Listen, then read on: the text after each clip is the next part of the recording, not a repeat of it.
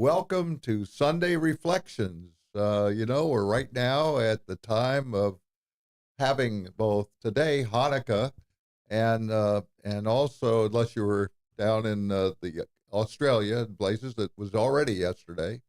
And so today we're doing this, and this will be the last show for this particular year of 2025. So I want to let you know that we thought that today would be a good day because I know that there'll be a lot of children that will be out of school. And I thought, you know what, we need to bring a person here and another lady that knows all about this.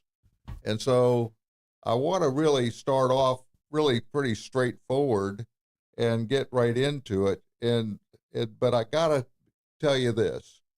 It's very interesting that when you have a school superintendent sitting next to you, you have to remember, my gosh, I did that too. I sat next to one before. There we go. So Dr. Brendan Aspin, how you doing today? I'm doing great, Rick. Thank you. Good. Good to see you today, and appreciate that. And Christina Upchurch, how are you doing today? I'm doing very well, thank you. Well, good. Nice to be here. We're going to be discussing things today that both of you may not have ever thought about. Okay. And so we're going to reflect on this. But before we start today, I want to make sure that we know that our sponsors are here with us. And so last time I did it with DJ's Clam Shack first, but today is the She family first. And the She family has been so great with us. We extend our heartfelt thanks to them because they are one of the most generous and community-focused families in both St. Johns County, and they have Tringali Barn, which is a place that they always have, a premier event that has wedding venues and leadership, the leadership by Chris Shee. And we thank you again that because the family continues to support and uplift countless local causes, so many. Their commitment to giving back makes a lasting impact. And we are truly grateful, as they do, for our community. Thank you, the She family, and we ask you to continue to be with us and make St. Johns County better. And then we have DJ's Clam Shack, and I happened to be there this Saturday, and it was a beautiful day here in St. Augustine, and I had been with me one of the former chairmans of the commissioner with me, who was waiting to have that daggum good lobster roll. So if you come to DJ's Clam Shack on 21 Hippolytus Street, that's just on your way. If you're walking down, you walk towards the south. There's a big place to park. Not very easy right now, but the DJs they were there. They're from the born in the Florida Keys and rooted in New England tradition. And they have so much. DJs serves up lobster rolls, and they're really good, fried clams, conch fritters, and more. They also have them in Key West. And they're fried clams and fritters, and they're made fresh with the highest quality ingredients you'll love. And they were born there in the Keys. They are still in the Keys. They're here in St. Augustine. They're in the up in New England. They're along the way near Fort Pierce. They're all over the place. And you know what? They're open every Tuesday through Sunday from 11 to 9. And it's the perfect spot to grab a bite, stroll the old straight cities here in St. Augustine, and taste one of the best seafood experiences in the country. So that's where our sponsors are. And we look forward to having you see them somewhere, maybe during this time that during the holidays. All right. So going back with you again, and I'm just going to call you a doctor because you have a PhD. Yes. So what I'd like to do is to have you tell me a little bit about your life, but I'll interrupt you from time to time. All right. Definitely. So, Dr. Aspin, go ahead and tell us that as to where you started and why you're here. All right.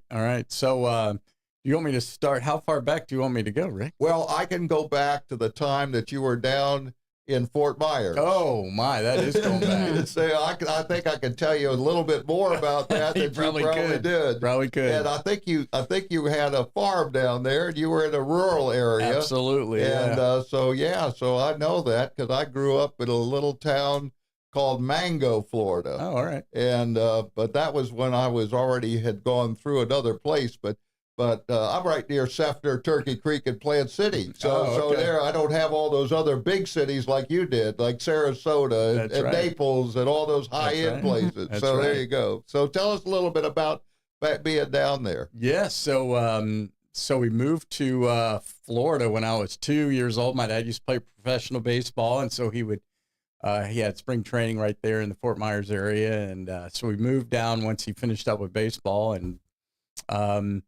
lived right there in Fort Myers, North Fort Myers, and we had a farm. We had 40 cows all the time, and horse and chickens. How about pigs? Pigs, couple of pigs. Yep. And went to school there, and I had three younger sisters, and my mom was she was in food service for our school, so she was our cook. She worked in the cafeteria, did she? She did some cleaning and stuff. I think we have a picture of that. Yeah, she cooked our food. But it's not her, so I'll tell you who it is. Yep. That's you in a cafeteria in a school here in St. Johns County. That's right. So you knew exactly what your mom was doing because you see that. Absolutely. That's right. It. I just wanted to make sure you know that. That's right. All right. And so she cooked. She was our cook at school. And then I remember we always, my dad would come at the end of the day. He worked for the phone company. He would come at the end of the day and pick up all the slop. That's right. I guess that was left over, and then we'd take that home and feed it to the pigs. Right. And so that was fun. We had a good time. Did she become a teacher then later? She did. She went to college when I went to college, actually, and became a teacher. Yeah. She was a math teacher in Seminole County at Seminole High School, and then became the registrar after that. So she's I'm very proud of her and raising us, all four of us kids, and then her going to college and getting her degree and moving forward. Yeah. So why did you want to get involved with schools then? How did that happen in your life? So when I was growing up, I was always really, really good at math, and I would help my friends and help tutor my friends and everything. And so when I went to college, my first 2 years was actually on a baseball scholarship, and that was for... That's because your dad had already taught you what to do. That's right. And so that was at Seminole State College and in Seminole County there. And then when I left there, I went to Florida State and just trying to figure out what I wanted to do. And I met some people at the at the education department. And, you should be a math teacher. I know you're really good with math. You love it. And so that's how really it came about. I loved the subject and I loved helping people. Right. And I thought, well, it'd be great to be a math teacher. And so that's what I did. That's right. Well, we'll talk a little bit more. I just wanted to get a little start going, and you know that I'll be asking you some of these same questions down the road. But now it's your turn. So, Christina, I know a little bit about you. I know that you graduated University of Florida, and I know you have a master's degree. Mm-hmm. So, but let's tell me a little bit more why you started off in Jacksonville. So I was born in Jacksonville. So I'm one of the. That'd be a good start. That's so was Dylan, by the way. Nice. Yeah. And I was born to my father and mother moved down here because my dad, they were starting Kent campus for FJC at the time and knocking down the Army barracks and building the campus out there. Off of Roosevelt Boulevard. Yeah. Yes. And so I grew up off of Mandarin Road on the river. And my mother was a school teacher in Duval County. For more than 30 years. And my father was a college professor. He retired at 60 and then traveled the world. So I grew up the oldest of three girls. I went through the public school system and graduated from Wolfson and then went on to the University of North Florida and then the University of Florida. So that's right. You got your master's at the University of Florida. I did. And I've had the opportunity to go back and and teach at Flagler College, which I've really loved. You do that for quite a while now. I did on a master's program since too. 2013. I did it for their public administration program. Right. So went back. My degree is in public relations, and so as is my master's. And so I went back and have given back to students at Flagler and made some really great relationships and friendships through the way. How are you so involved with with our superintendent and with all the people here in St. Augustine, in St. Johns County, and all the schools? How are you involved with that? So I worked for the city of Jacksonville for a little bit over 12 years. We'll get into that a little bit later. Okay. And so I joined the school district in 2011, and you think you're going to be somewhere for always and forever, and retire from that place, and then you get afforded your free agent status, against your will, but you end up somewhere so much better. And that's what happened for me. And so you're an executive director. I am. I'm executive director for community relations, which is a really mixed bag within the district. We have a lot of different disciplines under my purview, and I love it. I love being here. I love our new superintendent. I loved our last superintendent. I love the superintendent before him. So it's great. I love doing things for the kids of St. Johns County. And watching our students grow. One of the things that's under my purview is student leadership. And so that happens at every level in our district. And I love watching at every level the students grow and become leaders. All right. Well, we'll come back and do some more and stuff as well. So as you were growing up and doing all of these things, and you did that first as a teacher, and then you moved on. You decided to do some other things and both be a teacher, and you also stayed on to be also an assistant superintendent. Yes. So I was a teacher in Seminole County, taught math, obviously, and then became a dean, and then an assistant principal, and then a principal, and I was principal. So you went through all of those categories. Yep. Yeah. Principal at 2 different middle schools in Seminole County, and then came to St. John's in 2006 and was principal at Bartram Trail High School. Okay, and that's where I thought I saw where you came in this area. Right. So now that's how did that happen? Well, I'd been in Seminole County for 18 years, and my wife used to teach in St. Johns County. Oh, I didn't know that. She was an English teacher at Nice High School back in the day. Right. Before I even knew who she was. And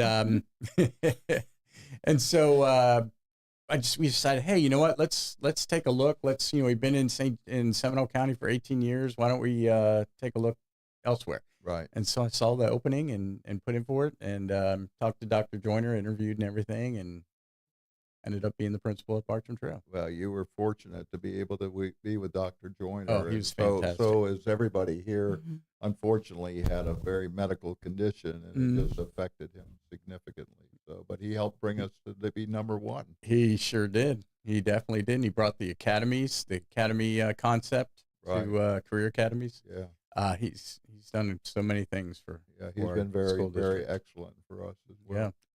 Well, we're going to get into those kind of questions a little bit, because I knew that as I was looking at some of those things that I saw, and I'll share that with you and ask you more than that. So I saw, as I was looking at this, that several things have happened. That first of all, that you have been so active, that you have had and gone through so many things, even that way, after you had been in Fort Myers and on the way on a school bus route and did the same things there, that at one point in time you were in school, and I remember you saying, "It ain't so." And I think that you saw that there were some other people that had struggles like you, that shows that they were not people that were not smart. I see what you're saying. Yes. So now I remember what you're saying. Yeah. That's right. So how did you get out of the "I ain't so"? Because for me, it ain't so. No, well, it was growing up on the farm, down in Fort Myers, and then when I was 13, we moved to Orlando, and I went to Lake Brantley High School, And I remember, Every kids are saying things like that. Just from my very first day, going in, and the vocabulary was much different than the vocabulary that I had from being on the farm down there, right? Sure. And so that was what it was. I used to use the word ain't all the time. That was part of the vocabulary. And so got to Lake Brantley, nobody's using that word, and everybody's, why are you saying that? Why are you saying that? This is, and so I completely changed my whole vocabulary. And that really, when I look back, that helps me understand how students our students too, and our students here in St. Johns County, how they could be the same very qualified people to do anything as long as someone helps them walk through it. That's right. It's it has a lot to do with your environment, your background, your family, and being brought up, and how things work when you're growing up, and what you're used to, what and then you go to a different area and it's completely different. So when you look at the SAT test, for instance, I can see how there might be supposed bias because of the background that you've had and the vocabulary that you are used to, depending on where you grew up and the environment. You might miss some questions, or you might get some that others don't know. And I used to use the word lariat, for rope. Right. And when I was at Lake Brantley, nobody knew what lariat meant. No. So it just depends on where you are, and the breezeway. What's a breezeway? Well, people don't know what a breezeway is. I didn't know. You got to walk through it. You have to live in the city to know what a breezeway is. Well, right? I can share this with you. That as I got going as myself, because I did very similar things. My grandfather and grandmother on my dad's side were in Brown City, Michigan. And so I knew every daggum country person there. I knew where to get everything I wanted. The food was so great at noon that it was, you could not afford to go again. You could never stop eating. And I knew all of those things that fell into that. And I could also share with you that every time that you think that you're not who you are, God leads you to who you are and shows you the way. And so I don't know how it happens, but growing up in Mango is a real small town that there was only one, not even a red light, but a caution light that you could drive through. And that's where I would walk to school. Okay. And so that's the same thing that you get to. And I remember when we were actually, there was a sixth grade, not sixth, that would have been, sixth grade teacher that was very fantastic, but she got out and they had to bring in somebody else to take it for that time, who was very old. And I can tell you that I know what very old means now, but I don't feel it. So there you go. So what happens is that they were some really people that had failed so many classes that they were older than the teacher themselves. So they ended up doing these different things with things that you could shoot bullets on at that time, and you could shoot it with a little thing that you had in your hand, and they aimed it at the daggum teacher, and we had to have the whole police come in. So that was long before all of these murders that are going on in the schools today. And so I can see where you are when you're trying to get better, not being worse. And so what do we want to be? We want to be a better school than the one we had before. That's right. And so that's why you're here. Yes. That's why you're yes, here. sir. So I know that. So as part of what you were doing, I wanted to also ask you this question too. And then I'm popping back over to you there, Christina. So don't think it's over yet. So hang on a minute. All right, we'll do it opposite that. So when you're now doing things, you have a principal here, not as a teacher, but the principal with the LE, not with the AL. You have a principle about what you're doing to helping this community. And you have a basis for doing that. And the basis relates to what? What is your, if you were to read the story of St. Augustine teachers and all of our community, what is it that you're looking for others to know? Yeah, so I think, I believe truly that our foundation of our St. Johns County school system and St. Johns County is the character piece.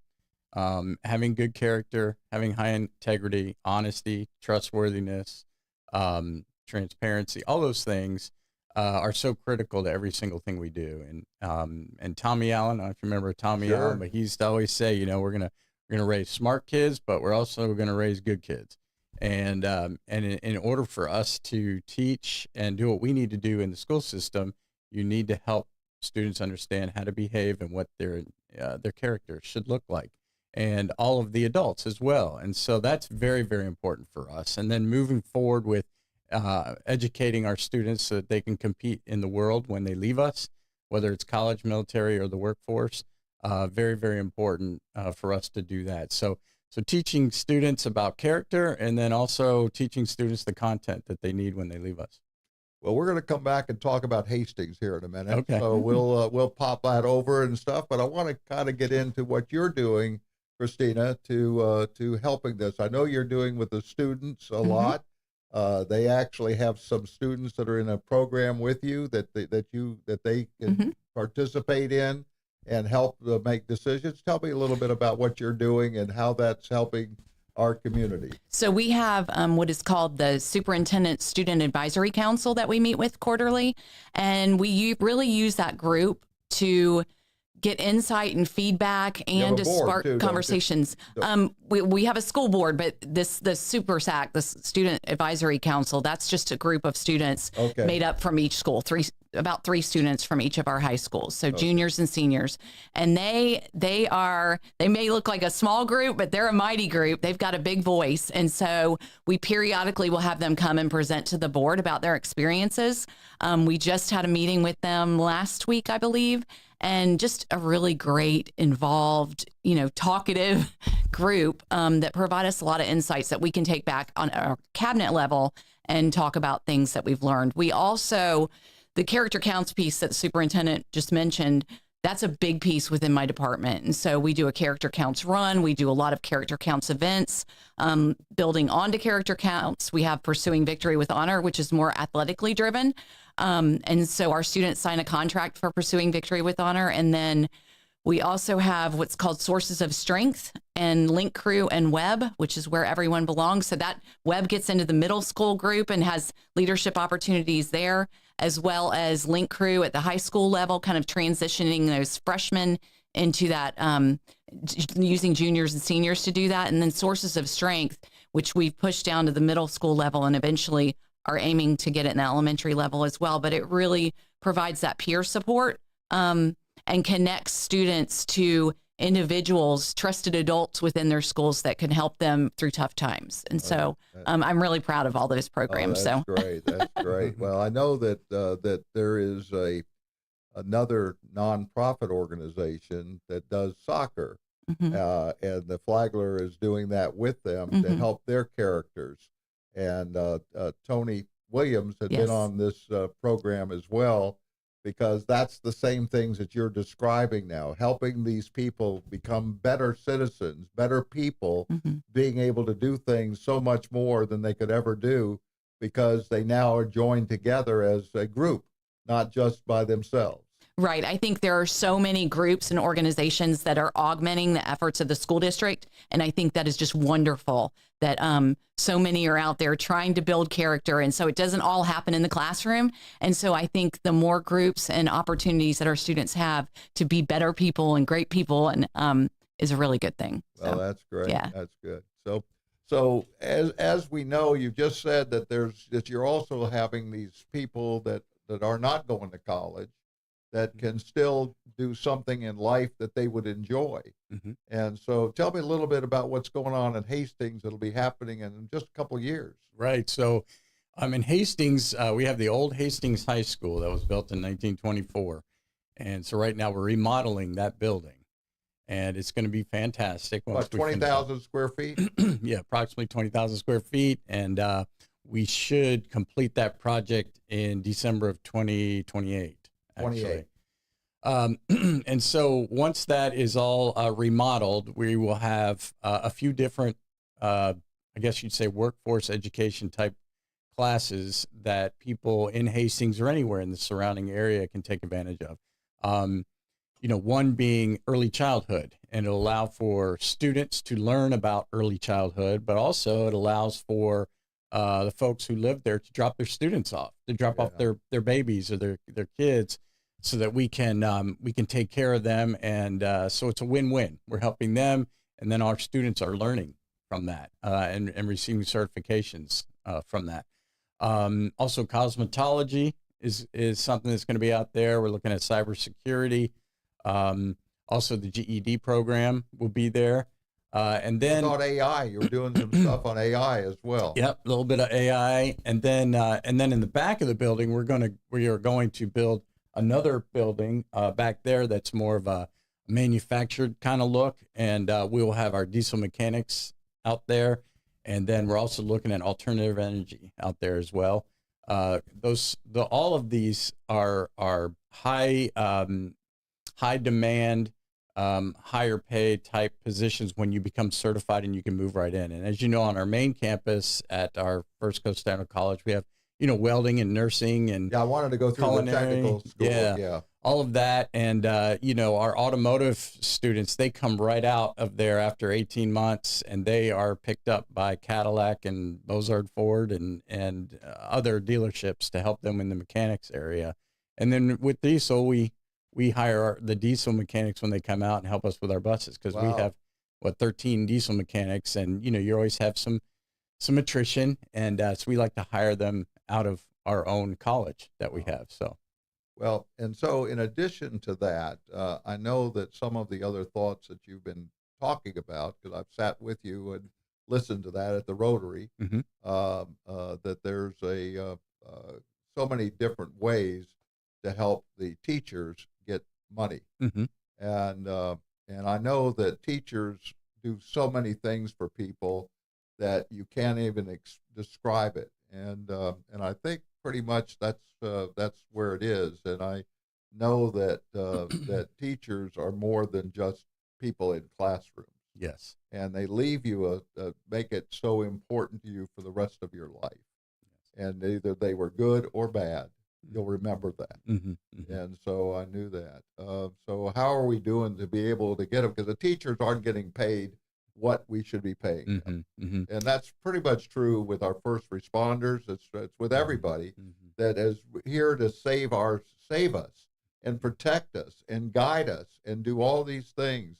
It's not about money. It's about how we can keep them here. And I know that you've had a number of teachers drop, that was especially ones that were less than 5 years in the school system. So tell me what's going on. Yeah. So first of all, as far as our teachers are concerned, we do have excellent teachers. We only hire the very best teachers, and we have them. They are amazing. They're doing a great job. And then it's a matter of, can we compensate them properly? And part of that is, the referendum that was just voted on by the community. We thank the community so much for voting for that.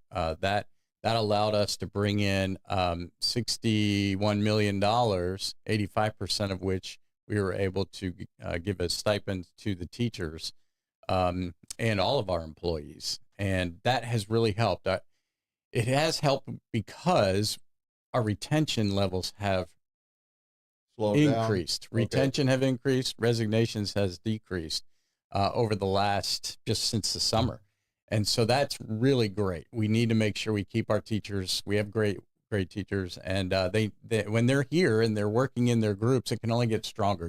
Just like any other team, it can only get stronger if you have the same people. If you're always, if you always have attrition and you're always training people and moving new people in, that's not great for any organization or the students. So that has really helped us a great deal. And then, on top of that, every year we'll receive new dollars coming in from the state for, the increases in inflation and the increases in supplies. And you just hope that there's also a little bit there for increases in salaries. But the referendum has really helped fill the gap in that, so to speak.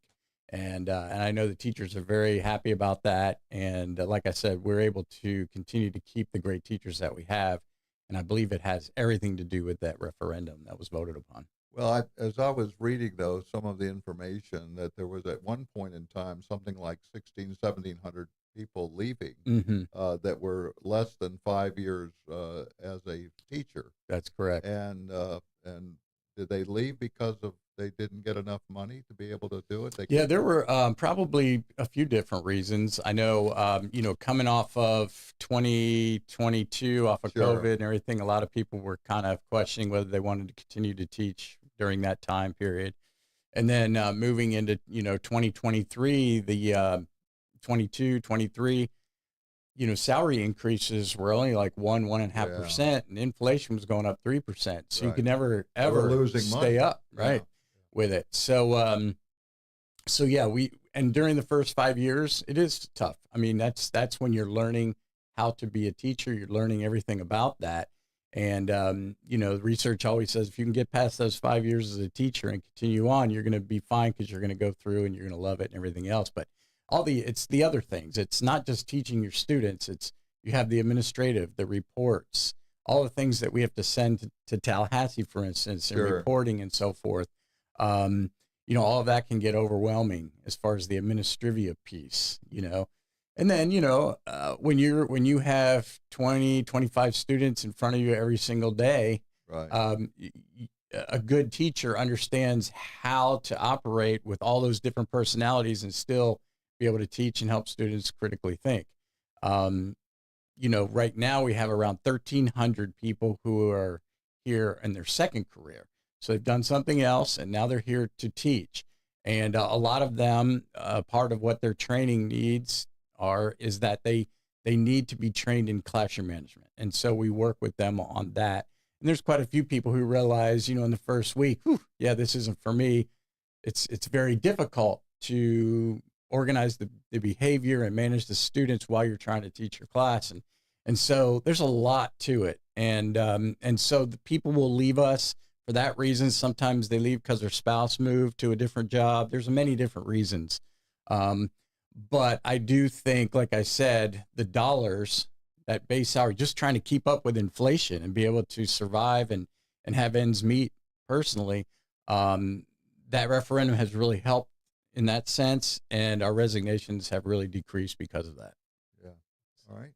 Well, as we were talking a little bit about the students themselves just a few minutes ago, how have they been talking with you about all of these different shootings that take place in schools all over? We know we just had a whole bunch again that in colleges and stuff too, and it's just it seems so difficult to be able to help them, and I can imagine the parents, and I certainly for me with grandkids that I'm concerned about how that works and how that would be protected as much as possible. Have the students had any conversations about that at all? I know you have a lot of programs that you do Right. to teach them how to prepare and close doors and all of that, but tell me what they have said. Tell me about the students. So that really gets down at the school level, and we have those support systems in place to help students who want to talk about whatever the situation is.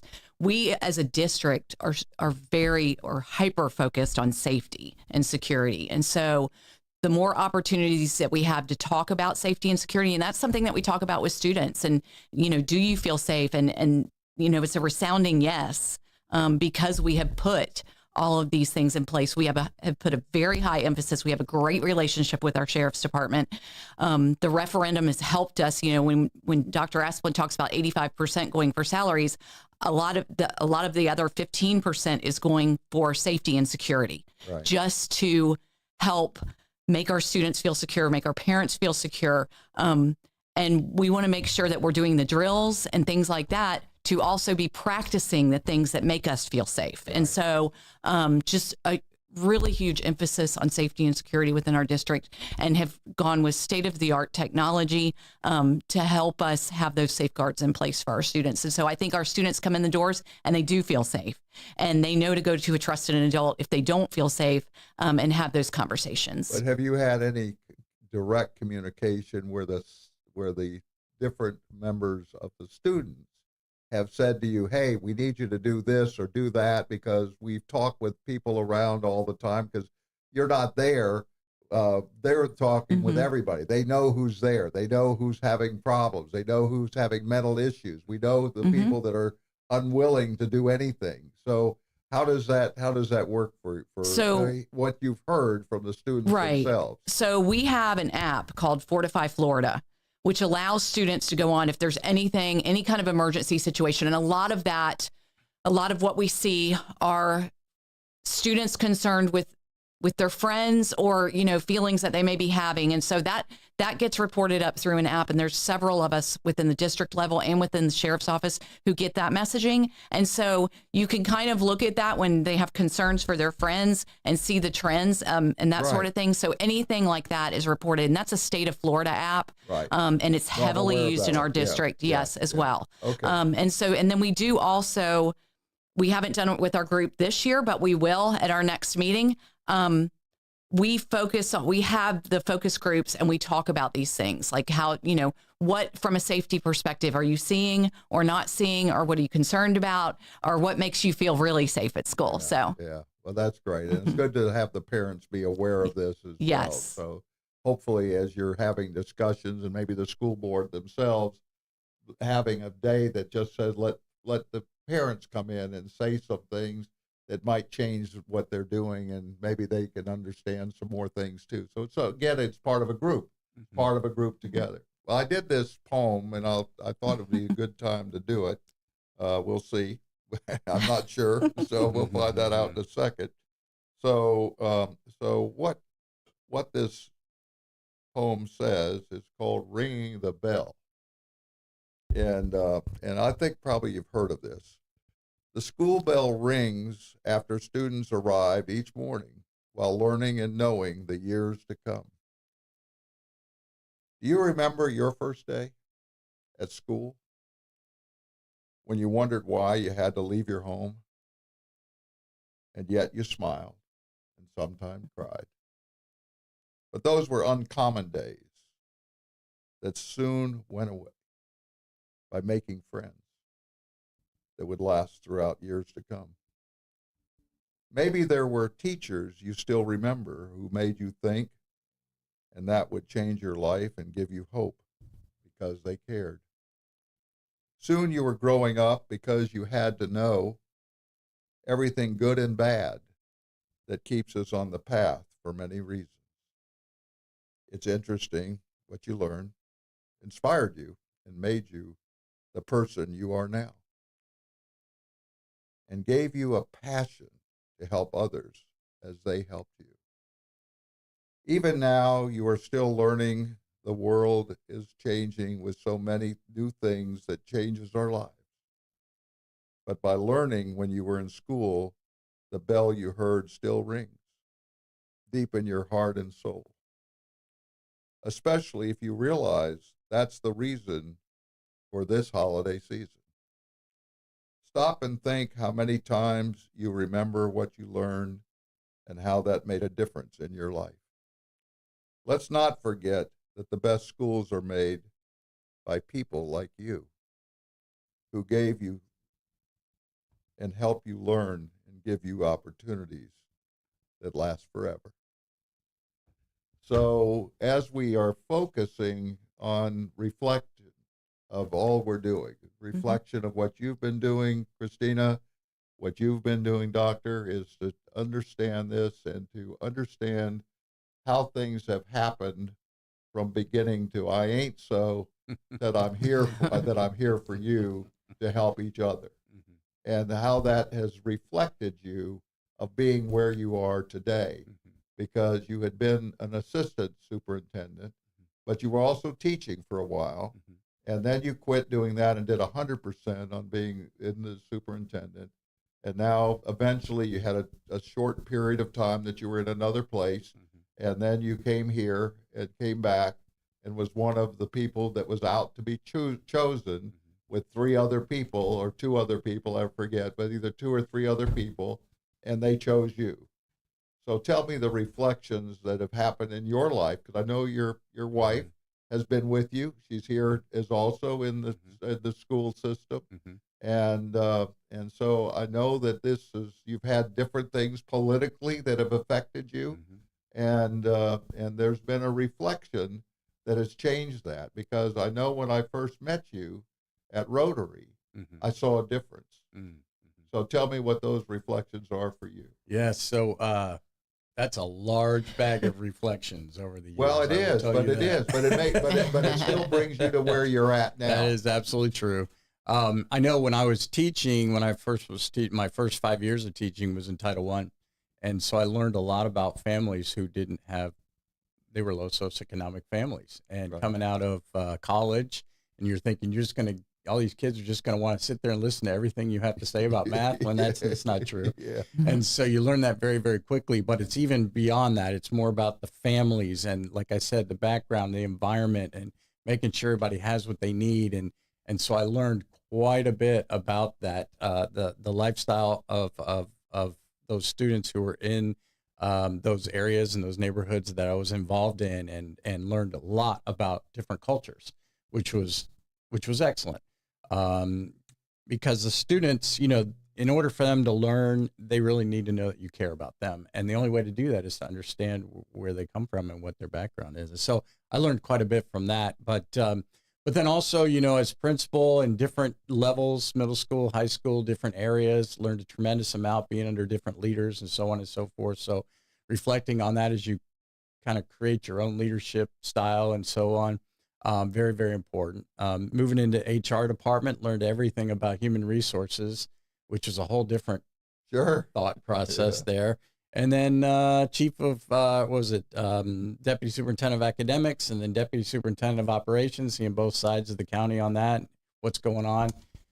When I reflect on that, very important to learn all those areas. And then, going to the other district as superintendent, learned quite a bit. And I can honestly say, when I look back, I know God put me in certain spots to learn something. Absolutely. And he did it on purpose, and there was a reason. And at the time, you're not really sure until you kind of go through it, and then you reflect back and you realize, oh, that was why. Because all those periods of time and all that experience gained has really helped me move forward and be in this position and work through, everything that I have to work through as superintendent. And so I've learned quite a bit. I understand why God put me in certain spots. And then I am completely blessed to be here in St. John's working with the folks that we have. And so I think it's constantly a learning experience, constantly trying to understand why you're here. Why did God put you here? What are you supposed to learn from this so that you can move forward and help people? And then you go through this transformative time where all of a sudden it's not that it's like about you, but it's about the students. It's about working through, it's helping families and everything. But what can you do to help other leaders move forward as they grow? And you wouldn't have that if you didn't have something in your path along the way that you can reflect on to help others. And so I think, when you put all of that together, it helps me to be very comfortable in my skin in this position, and working with the awesome people that I work with, like Christina. She's incredible. It's fantastic. And at the same time, being able to help others move forward, because when we retire, somebody else needs to step up and make sure that St. Johns County continues to grow and keep those standards high. Right. Yeah. And so, so I think part of what you were saying about reflections, you do have to stop and you have to think about that. What am I supposed to learn? What was I supposed to learn from that? And it brings peace, because you can get really upset with the politics and all the nonsense and all the noise and all the crazy things going on out there. But what do you learn from that? And then how do you have peace with that so you can take that information and move forward to help others? And so that's really what I have gotten out of it. All the different years that I've been in education, 37 now, there's something to be learned every single year about something that you can move forward and help people with. So, well, I'm going to ask Christina about the same questions as it relates to that, because I know you've been in different places. Mm-hmm. I know you've helped other people, and I know that you've had some other things family-wise and things too. And I know all of that, part of that, even though we've never met. Mm-hmm. And I think that today I would be really interested in what has changed you in reflecting back onto the things here that helps us here in St. Johns County and helps you and helps other families?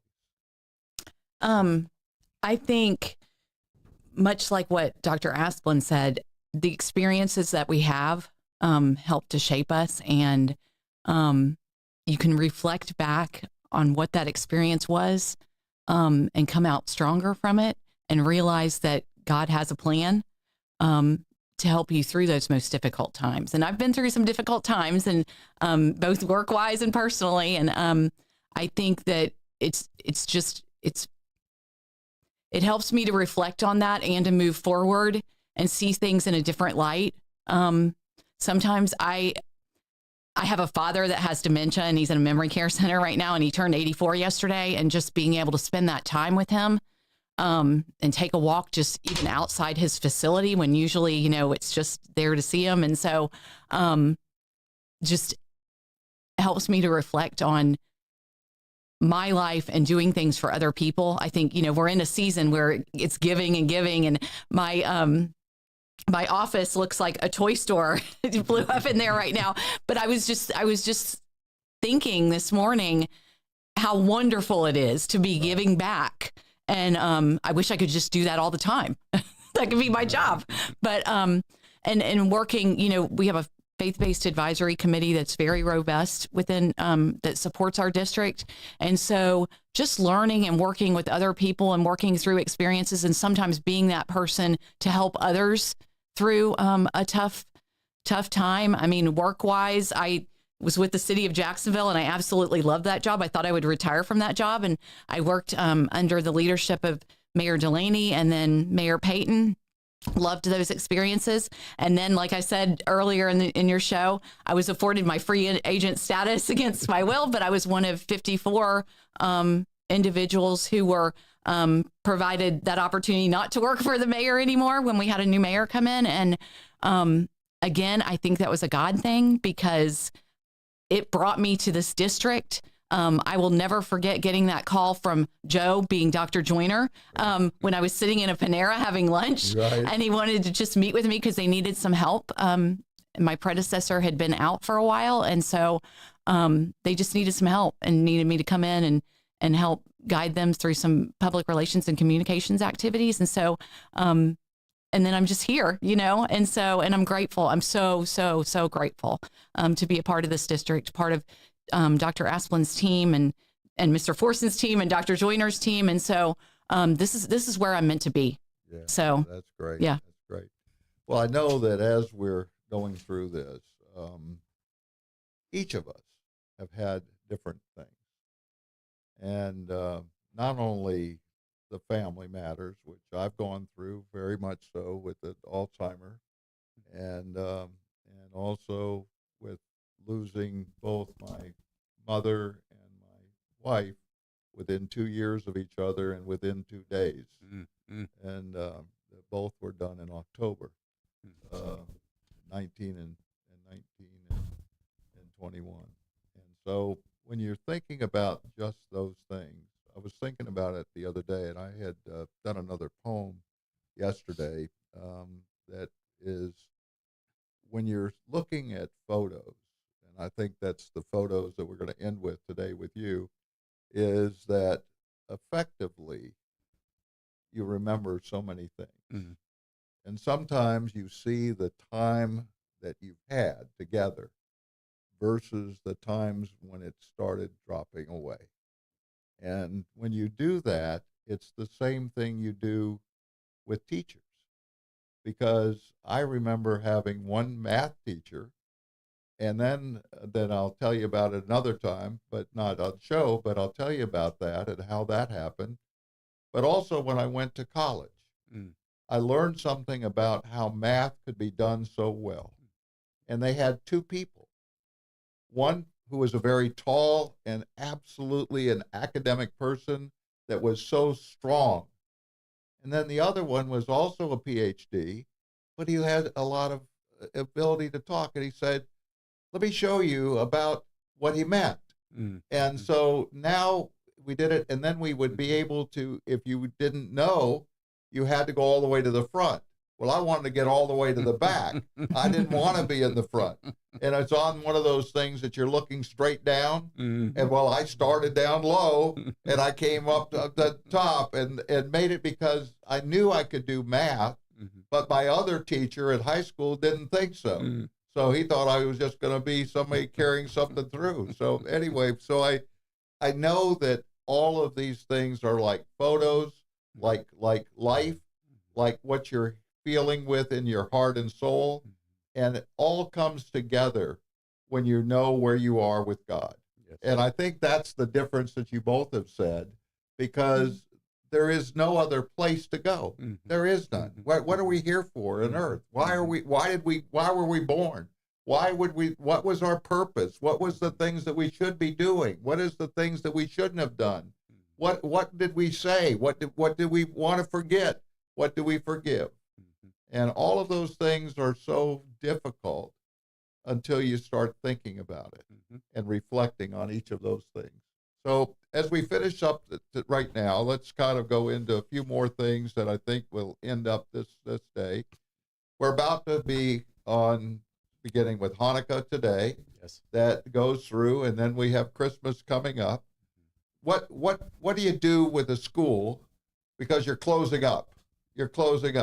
And so what happens now? Tell me how the schools are doing, and kids are gone, and they don't want to come back right away.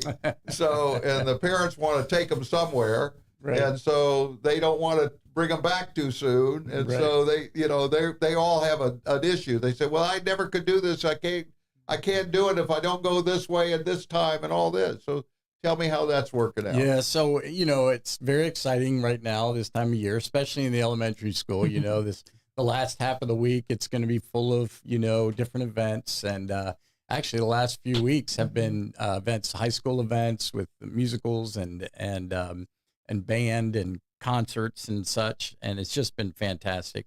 But yeah, at the end of this week, we will close the schools and everybody will go on their way for a couple of weeks and have some great family time, hopefully, and family and friends, and, create great memories as they're gone. Now, for us in the school system, during those 2 weeks, we usually will still have different people working on different projects that we can't necessarily get done when the students are there. And sometimes we'll have different companies if we do outsource something, perhaps like stripping and waxing floors and things of that nature. That'll happen during the break, so it's all ready to go when everybody gets back. Like restaurants, so clean out the road. Yep, fixing all kinds of things, Right. And so we'll go through that process, and then we'll come back and open back up again. Our teachers will be here on Friday, the 2nd of January, kind of get themselves back in order, and then the students will come Monday, January 5th. So. We're always excited and looking forward to that when we come back. So, and I think the students are too. I know, especially the elementary students. I have a little grandson. He's 7 years old right now, and he loves going to school. They love seeing their friends and hanging out and everything else. And so, after that 2 weeks, they're ready to come back and see everybody if they haven't, because they've been traveling or what. Right. High school, a lot of them will still have sports activities going on because it is scheduled even basketball during that time. And all that, yeah. And so they'll still be connected with that, and then going and join their family at different areas, and then come back, and then we'll be going into another sports season right off the bat. Baseball's coming up. Baseball's coming up, and lacrosse is coming up, and some of that overlaps, So it's always very exciting, but I think it does give everybody a little chance to kind of relax and recharge and be with family and friends. It's called a new year. It's a new year. That's exactly right. It's a new year. So we're always looking forward to that. A good ending to a first semester. Yeah, that's great. And with you, tell me what's happening in your end of the world of during the holidays, and what you expect is going to happen at the beginning of the year. So at the beginning of the year, we'll be off and running, certainly. But I think during the holidays, it really is a chance, because with the entire district being closed during those holiday weeks, you don't have people who are working when you're not working. And so it really does force you into a situation to rest, relax, and recharge. And so I'm grateful for that time that we have Sure. to be able to do that. I am absolutely thrilled from a personal perspective that I'll have my girls here and we'll be celebrating the holidays together with family and friends. And that's exactly what I want to use that time for. We are within community relations. We're trying to close up some things that, wrap them up with a bow before we go out for the holidays. And then just looking forward to the new year and some things that we need to accomplish from my department's perspective. Well, I know So, that that's true with all of us, that we're going to be trying to find a little time that we don't have to do a lot of the same things that we do all the time. And I want to kind of finish this up with everybody here and thank you all. First of all, thank you all for being here today. Yes, sir. Thank you, Rick. And Thank being you. able to be involved. But I want to make sure that you are having a great holiday yourself. And I want you to know that whether you're Hanukkah and whether you're in another religion or anything else spiritually, this is the time to remember. This is a time to remember and reflect upon where you are with God. And that's your plan, not mine. That's yours. You have that choice. You can do it or not do it. That's who you are. But I can tell you this, that if you are willing and able, God will lead you to a path that you would never forget. And you'll never be wanting to do anything else but loving him and thanking him for everything he's done. So thank you for Christmas. Thank you for letting me be with you this year. I'm grateful and thankful. And I'm also thankful for Chris Shee and DJ Clamshack and those who've helped me this year and all of the different people that have been sitting in these same chairs that you're sitting in now. I'm so grateful that you were with us too. And may God be with you and guide you and protect you as we speak today and say, Happy New Year.